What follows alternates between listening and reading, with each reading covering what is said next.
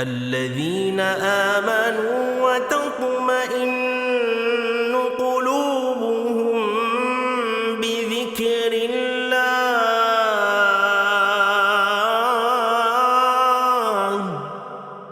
ألا بذكر الله تطمئن القلوب.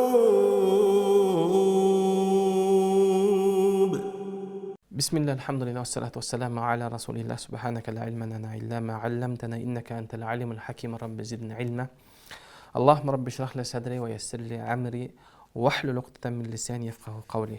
Сөзімді шексіз мейірімді және сенімсіз райымды болған Аллах Тағаланың ісімен баштағандан кейін дағы бір жолы эфир арқылы бұға чейінгі өткен сабақтарымызға улайлы ертеменен кечіндегі оқыла тұрған зикірлерден, дуалардың андан қатардан кейінгі оқыла тұрған зикір. Бұл зикір ошо ертемен кечки зикирлердин ичинде дагы адам баласы үчүн эң бир керектүү зикирлердин бири. Бул зикирди имам Бухари Адабул Муфратта риваят кылган зикирлердин бири. Ана Абу Хурайра радиаллаху анху قال أبو بكر الصديق يا رسول الله علمني شيئا أقوله إذا أصبحت وأمسيت dedi. Бұл хадисте Адабул Муфратта имам Бухари риваят кылган бұл зикирде Абу Бакр Сиддик радиаллаху анху, билесиздер, Абу Бакр Сиддик бұл исламдагы эң биринчи эркектерден эң биринчи исламды кабыл алган, жана пайгамбар саллаллаху эң биринчи орун басары халифасы болгон, жана тирүүсүндө бейиштен сүйүнчүлөнгөн, жашоосундагы сахабалардын эң бир улуу даражага, бийик даражага жеткен сахабалардан бири болуп эсептелет. Мына ошондуктан дагы пайгамбар саллаллаху алейхи вассалам Абу Бакр жөнүндөгү айткан хадистеринде эгерде үммөттүн иманын таразанын бир жагына коюп, Абу Бакр разияллаху анхунун иманын эгер бир жакка кое турган болсо, анда Абу Бакрдын иманы оор келет деген ушундай бир улуу сахаба болгондугуна карабастан пайгамбар саллаллаху алейхи вассаламга келип эмне дейт? Я Расулаллах, аллимни шей'ан акулуху иза асбахту ва амсайту dedi. Я Расулаллах, мага бир сөздөрдү үйрөткүн, мен аны эртеменен кечинде айтып жүрөйүн dedi. Каля факул, ошол кезде пайгамбар саллаллаху алейхи айтты дейт. Ушундай деп айткан дейт. Аллахумма алимал гайби ва шахадати фатирас самавати вал ард, рабба кулли шейин ва маликаху, ашхаду ан ла илаха илля ант, а'удhu бика мин шарри нафси ва мин шарри шайтани ва ширки. فقله إذا أصبحت وإذا أمسيت وإذا أخذت مضجعك dedi. Эми ушул нерсени dedi. Пайгамбар саллаллаху алейхи Абу Хурайрага айтат. Абу Хурайра айткан хадисте Абу Бакрга айтты дейт. Ушул дуаны, ушул зикирди сен эртеменен кечинде жана ордуңа барган кезде, тагыраак айтканда, ушул төшөккө жатар кезиңде дагы окугун деп пайгамбар саллаллаху алейхи осуят кылган дейт. Ушул эле ошол хадисте Абу Бакр Сиддиктан башка бир риваятында болсо, ушул хадисти башка дагы бир сөз кошулган риваятта алып келет. Бул билафзи Тирмизи риваят кылган хадисте Атайту Абдуллах ибн Амр ибн Ас, Абдуллах ибн Амр ибн Асга келдим дейт. Факульту лаху, ага айттым дейт. Хаддисна мимма сами'ата мин Расулиллахи саллаллаху алейхи ва саллам. Мына ушул кезде келип пайгамбарыбыздан уккан хадистериңден бизге айтып бергин деп ошол кезде сурандым. Фаалqa ilayya сахифатан фақа дейт. Мына ошол кезде пайгамбар адам ошол бир баракты алып чыгып, хада ма катаба ли Расулуллах саллаллаху алейхи ва саллам. Пайгамбар саллаллаху алейхи ва саллам мага жазып берген барагы деп көргөздү. Фаназарту фиха фа иза фиха. Мына ошол кезде инна Абу Бакр Сиддик кал. Ошол кезде Абу Бакр Сиддик разияллаху анхунун айткандыгын көрүп, кала я Расулуллах, аллимни ма aqulu иза асбахту ва иза амсайт. Эгерде мен эртең таң аттырганда жана кеч киргенде мага айта турган бир сөздөрдү үйрөткүн dedi. Факала я Абу Бакр, Абу Бакр мына ушундай сөздөрдү айтасың деген дейт. Аллахумма алимал гайб, Аллахумма фатирис самавати вал ард, алимал гайби ва шахадати ла илаха илля анта рабба кулли шейин ва маликах. وأعوذ بك من شر النفس ومن شر الشيطان وشركه وأقترف على نفسي سوءا أو أجره إلى مسلم. Демек бул имам Тирмизи риваят кылган бул хадисте дуанын акырына дагы эки сөз, эки сөз кошумчаланып аткандыгын байкасаңыздар болот. Мына ал-ахтарифа аля нафси суан ау ажурраху иля муслим деди. Бул хадисте улай эле жогорудагы хадиске дагы эки сүйлөм кошумча айтылгандыгы лафз риваят кылынган дейт. Демек бул хадистин эгер дуанын зикирдин маанисине келе турган болсок, албетте бул зикирде Аллахумма алимал гайби ва шахада дейт. Бул хадистин немесинде айтылып атканда, демек Аллахым алимал гайби ва шахада деген. Чындыгында гайыпты билүүчү жана көзгө көрүнгөн бардык нерселерди билип турчу болгон Аллахым фатирис самавати вал ард, асман жана жерлердин жараткан, жоктон бар кылып жараткан, рабба кулли шейин, бүт бардык нерсенин раббысы болгон, ва маликаху, анын чыныгы падышасы, ээси болгон Аллахым сенден суранам. Ашхаду ан ла илаха илля ант, албетте мен күбөлүк беремин, сенден башка эч бир сыйынууга татыктуу илах жок деп күбөлүк берем деди. Ва ауду бика мин шарри нафси ва мин шарри шейтани ва ширки. Эми бул дуада эмне дейт? Аллахым мен өзүмдүн нафсимдин жамандыгынан, ва мин шарри шейтани ва ширки, жана шайтандын жамандыктарынан жана шайтандын мага шериктеш болуусунан Аллахым өзүңдү коргонуучуңду сураймын деди. Аллахым, демек бул хадистин уландысында жанагы айткандай эле эки сүйлөм, имам Термизидин риваятында эки сүйлөмдө кошумча айтылганы ан ақтарифа аля нафси суан ау ажурраху илал муслим. Аллахым жана мен өзүм нафсиме өзүм бир зулум кылып коюудан, өзүмүн нафсиме өзүм бир жамандык кылуудан, ва ажурраху илал муслим, жана мусулман бир туугандын акысына кирип, ага бир ыза берип, ага бир зыян жеткизип коюудан Аллахым өзүң асырагын, өзүң сактагын деген дейт. Бул эртең менен кечиндеги окулган зикирлердин ичинде эң бир ачы сол көп айтылган зикирлердин бири болуп эсептелет. Себеби дегенде пайгамбар саллаллаху алейхи вассаламдын ушул айтылган зикирлердин фазилеттерин жөнүндө айтылганда, бул фазилеттеринде кээде ушул фазилеттердин ичинде бул зикирдин пайдасы дуасында келет. Аллах Таала ар кандай ага бир келе турган зыяндардын, ар кандай Аллах Таала ага келе турган жамандыктарды Аллах Таала өз алдына ала турган бир зикирлердин бири деген. Мисалы, Аллахумма алимал гайби ва шахада дедик. Аллах Таала албетте гайыпты билүүчү зат, жана көзгө көрүнгөн бардык нерселерди көрүп туруучу зат dedi. Билесиздер, өзүңүздөр билгендей эле, Аллах Таалага эч бир нерсе белгисиз болуп калбайт. Аллах Таала бардык нерсени көрүп билип туруучу зат деген. Мисалы, Аллах Тааланын алимул гайб дегенде, Аллах Тааланын бизге келе турган ар кандай зыяндарын, ар кандай бир коркунучтардын бардыгын Аллах өзү жараткан, Аллах өзү көрүп билип туруучу зат деди. Мына ошондуктан ал гайб дегенде, ал гайб бул көзгө көрүнбөгөн нерселер болсо, ал эми көзгө көрүнгөн бардык нерсе бул шахада, көзгө көрүнгөн нерселердин бардыгы дагы ошол Аллах Тааладан билип туруучу зат экендигин, Аллах Тааланын ысым сыфатын Аллах Тааланы ортого салуу болуп эсептелет. Жана Аллах Тааланын бул жерде алимул гайби ва шахада дегенде, Аллах Тааланын көзгө көрүнгөн нерселеринен көрүнбөгөн нерселери көп экендигин дагы эске алуу менен биринчи ошол алимул гайбти эске алып аткандыгы. Аллах Таала фатирис самавати вал ард деди. Аллах Таала чындыгында асман менен жердин бүт бардык жаратуучусу. Асман менен жер дегенде, буга чейинки айткан сабактарыбызда жер дегенде бул жерден башка дагы бардык планеталарды өз ичине камтыган Аллах Тааланын жаратуулук, улуулук сыфаты, жана асман дегендеги бүт бардык асманды өз ичине алгандыгы.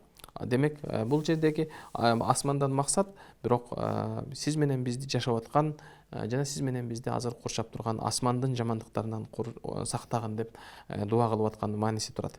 Ошол эле учурда, азыркы учурда сиз менен биз жашап аткан жер планетасына дагы сырткы башка бир планетадан, башка бир кометалардан, башка бир нерселердин дагы зыяндарынан коргонуу суроонун дагы бир ыкмасы жана мааниси жатат. Албетте, Аллахумма алимул гайби ва шахадати фатирис самавати вал ард дегенде, демек бүтүн бардык нерсени Аллах Тааладан коргонуу сурай турган бир чоң бир маани жатат дейт. Аллах Тааланын ашхаду ан ла илаха илля анттан максат ал маликаху деди. Маликаху дегенде чыныгы бардык мүлктүн ээси бул Аллах. ومالكه متصرف فيه على حسب إرادته وحكمته. الله Тааланын бул аламдагы бүт бардык нерсеси Аллахтын хикматы менен, Аллахтын каалоосу менен болуп турат. Мына ошондуктан дагы Аллах Таала Кур'ан-ы Каримде өзүнүн сөзү Кур'ан-ы Каримде «Аля лахул халк вал амру табаракаллаху раббул аламин» деди. Чындыгында бардык нерсе бул Аллах Тааланын берекелүү болгон аламдардын ээси болгон Аллахка таандык деди бардык иш. Ошондук Ал-Айни рахмахуллах ушундай деген: «Валлади биядихи ал-мулк вал ихя вал имата» деген. Бул дүйнөдөгү барлык тирүүлүк, падышалык бардыгы ал колунда болгон заттан сурануунун маанисинде деген. Ашхаду ан ла илаха илля ант дегенде демек бул тавхид калимеси. Адамдын иманды жаңылап аткан, ар бир адам ар бир таң атканда иманын бекемдеп тура турган ашхаду ан ла илаха илля ант. Ал күбөлүк берем, Аллах Таала сенден башка эч бир сыйына турган зат жок деп айтып аткандыгы дейт. Бул жерде андан кийинки аузу бика дегенде ва алжаху илейка ва астажиру бика деген. Демек Аллах Таалага илтижа кылуу, Аллах Таалага жалынып жалбаруунун, Аллах Тааладан коргонуч сурайт. Ат-тахассан деген мааниде дейт. Ал-ауз деген ал-илтижа иля гайрихи ва тааллуқу бихи. Бул Аллах Таалага ауз дегенде демек адам баласы ага жалынып жалбара турган, бекем ага кармана турган нерсеге иштетилет. Фаиннал мустаазату минху нав'ан. Албетте Аллах Тааладан коргонуч суроо ал эки түрдүү болот дейт. Нав'ун мавжудун юстаану мин зарарихи. Биринчиси болсо ал көзүңө көрүнүп турган, билип турган нерселердин жамандыгынан коргонуч суроо. Ва нав'ун мафкудун юстаада мин вужудихи. Жана экинчиси алдын ала көзгө көрүнбөгөн, биз билбеген жамандыктардан суроо, коргонуч суроо деп эсептелет. Ва юстааду мин шаррил мавжудин алла ядурраху юстааду мин шаррин даррин мафкудун алла южадади. Демек биз көзгө көрүнгөн, көрүнбөгөн дагы зыяндардан коргонуу суроо дейт. Ва мин шаррин нафс. Чындыгында менин нафсимдин жамандыгынан коргонуу сурайм деди. Албетте Кур'ан-ы Каримде Аллах Таала өзү ишара кылып өткөндөй эле нафстин 3 түрү бар.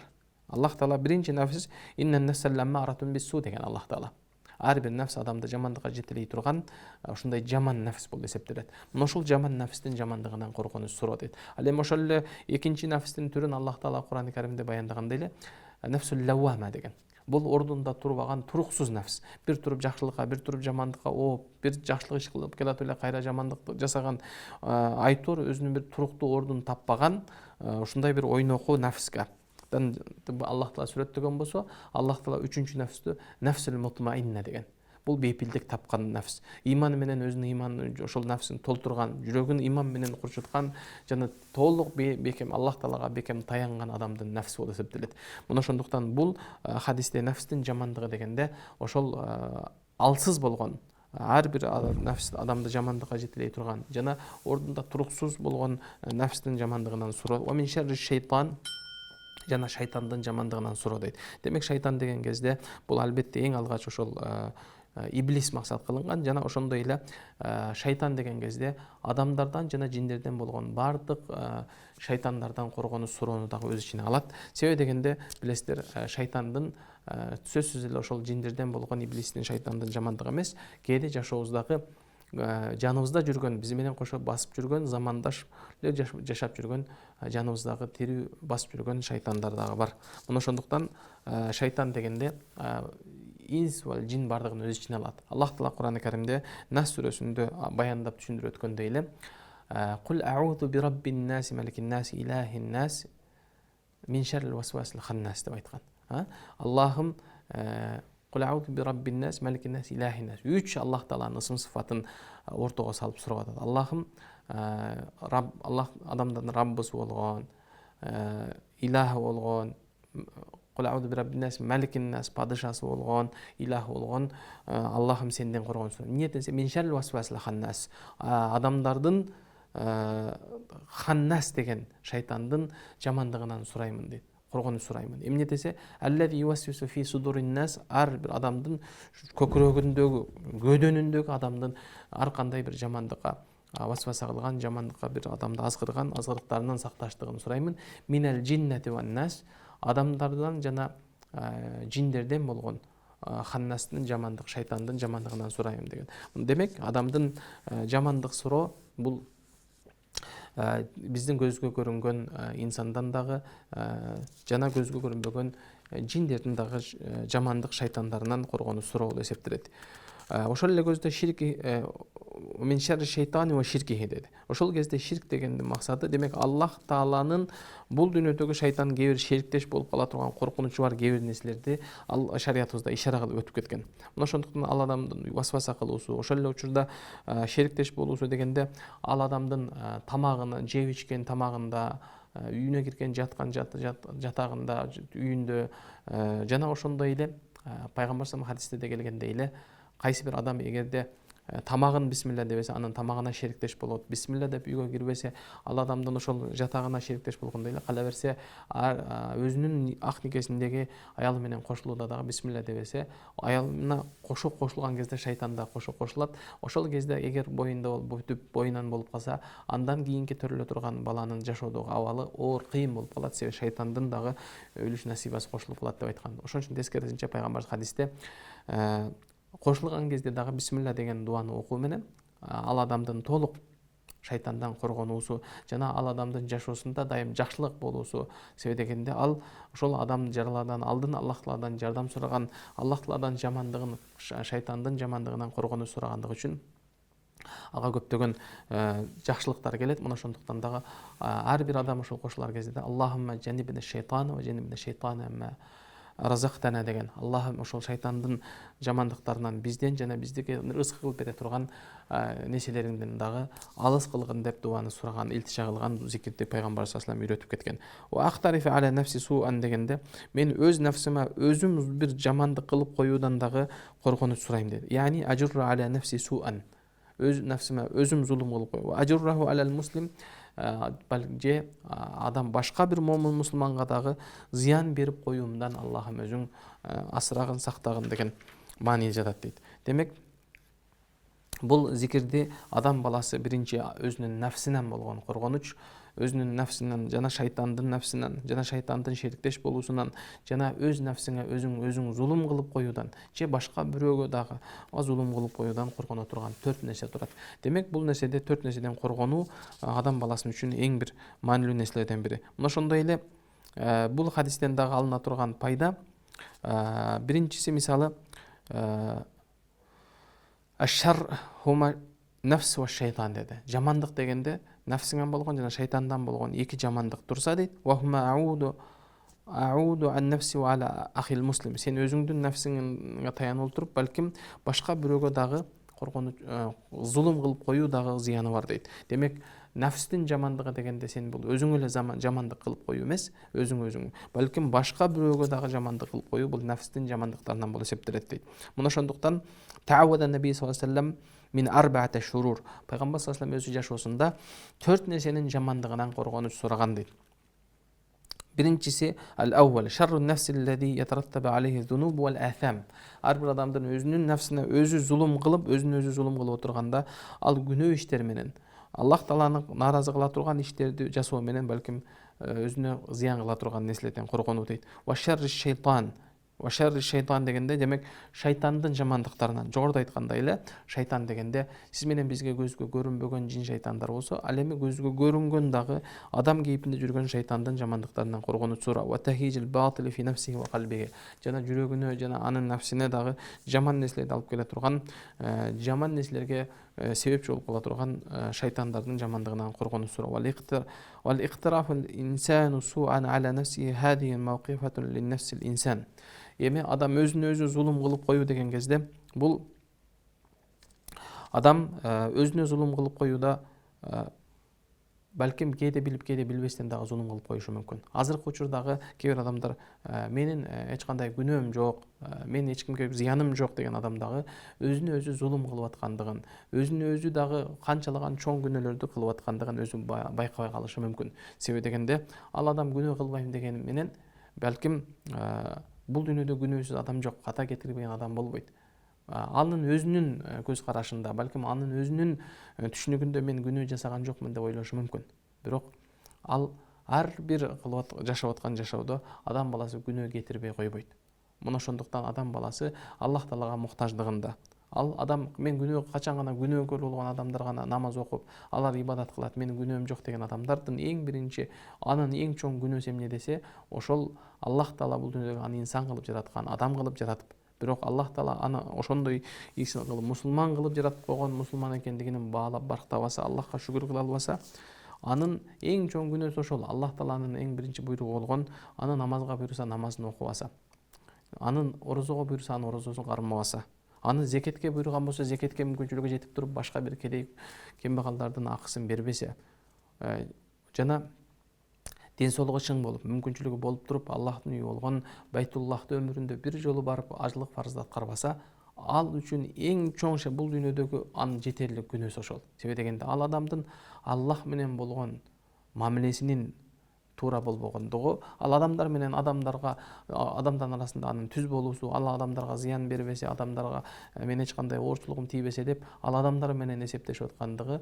ал эч нерсеге арзыбаган нерсе. Мына ошондуктан адам эң биринчи Аллах менен эсептеше турган, Аллах менен анын мамилесин түздөп, Аллахтын буйруган нерселерин аткарып, Аллах Таала тыюу салган нерселерден тыйылуу менен гана адам баласы өзүн мен күнөөкөр эмесмин, мен балким таза адаммын, мен балким жогору адаммын деп айтканга акылуу болуп эсептелет. Эгер андай кылбаса, анда ал адам жөн гана адамдар менен гана эсептешкен адам болуп эсептелет. Андан кийин бул Аллах Таала бул хадистен ачык эле айткандай эле, адам баласы 3 учурда Аллах Тааладан коргонуч суроо керек дейт. Фаиза асбаха ва иза амса ва иза ахадал ахадукум маджи'аху индан-нам. Демек, адам баласына коркунуч келе турган, зыян жете турган абалдар качан болот десе, таң атканда, күн батканда жана өзү уктар мезгилде өзүнүн төшөгүнө жакын келген кезде дейт. Мына ошондуктан дагы пайгамбар саллаллаху алейхи вассаламдын факулха иза асбахта ва иза амсайта ва иза ахазта маджи'ак деди. Ошондуктан пайгамбарыбыз эгерде таң аттырган болсоң жана күн баттырган болсоң жана ошондой эле өзүңдүн эс ала турган ордуңа төшөгүңө жаткан кезде деди. قال أبو هريرة راوي الحديث إن أبا بكر سأل النبي صلى الله عليه وسلم أن يعلمه شيئا. Демек, бул жердеги дагы бир пайда, пайгамбар саллаллаху алейхи вассаламдан Абу Бакр разияллаху анху келип мага үйрөтүң деп сурагандыгы, талап кылгандыгы. Фаалламаху хада зикр нафи'. Мына ошол суроонун талаптын аркасында анын жашоосундагы эң көп чоң пайдалуу зикирлердин бири пайгамбар үйрөткөндүгү. Ва фихи وهذا فيه دليل على حرص الرسول صلى الله عليه وسلم على تعليم أصحابه وأمته من بعده. Жана пайгамбар саллаллаху алейхи вассаламдын бул айткан хадиси ошол учурда Абу Бакрга болсо, бул пайгамбардын айткан осуяты жалпы үммөткө, андан кийин кыяматка чейин келе турган үммөтүнө дагы пайгамбарыбыздын осуяты. وأيضا فيه دليل على حرص أبي بكر على تعليم الخير العظيم من رسول الله صلى الله عليه وسلم. Жана Абу Бакр разияллаху анху канчалык Аллах Тааланын алдында ал бийик даражага жеткендиги, тирүүсүндө бейиштен сүйүнчүлөнгөндүгү, ал пайгамбар саллаллаху алейхи вассаламга эң жакын, пайгамбар саллаллаху алейхи вассаламга эң жакшы көргөн адам болгондугуна карабастан, пайгамбар саллаллаху алейхи вассаламдан жакшылык көптөгөн улуу жакшылык амалдарды үйрөнүүдө, дагы көптөгөн жакшылык иштерди жасоого анын аракети, анын токтобогондугу, анын ошол нерселерде тынчсыздангандыгы бул адамдын канчалык алдыга бийик, анын алдыга койгон максаты жана анын жан дүйнөсү, ички дүйнөсү анын бийик экендигине далаат кылып турган нерселердин бири дейт. Мына ошондуктан пайгамбарыбыз саллаллаху алейхи вассалам эртең менен кечинде зикир кылган бул зикирлердин катарын тоорулап эле бул ошол зикирди үйрөндүк. Демек, бул зикир дагы мааниси аябай терең, чоң болгондуктан ар бирибиз ошол таң аттырганда, кеч киргенде жана өз ордубузга барган кезде айтып жүрө турган зикирлердин бири. Бул зикирди кайрадан кайталап өтөбүз. Аллахумма алимал гайби ва шахадати фатирас самавати вал ард. فاطر السماوات والأرض رب كل شيء ومليكه أعوذ بك من شر النفس ومن شر الشيطان وشركه وأن أقترف على نفسي سوءا أو أجره إلى المسلم. Демек, бул зикирди эртең менен кечинде айтып жүргөн адамга Аллах Тааланын көптөгөн ажыр сооптору жазуу менен Аллах Таала көптөгөн адамдын нафсинен келе турган жана көзгө көрүнгөн көрүнбөгөн шайтандын жамандыктарынан коргонууга Аллах Таала мүмкүнчүлүк бере турган зикир дуалардын бири. Аллах Таалам баарыбызды эртең менен кечке зикирлерге бекем жана пайгамбар саллаллаху алейхи вассалам өзү үйрөткөндөй эле түздөн түз Аллахтын коргонучуна алынган ар кандай жамандыктарды алдын алган Аллахка жакын пенделеринен кылсын.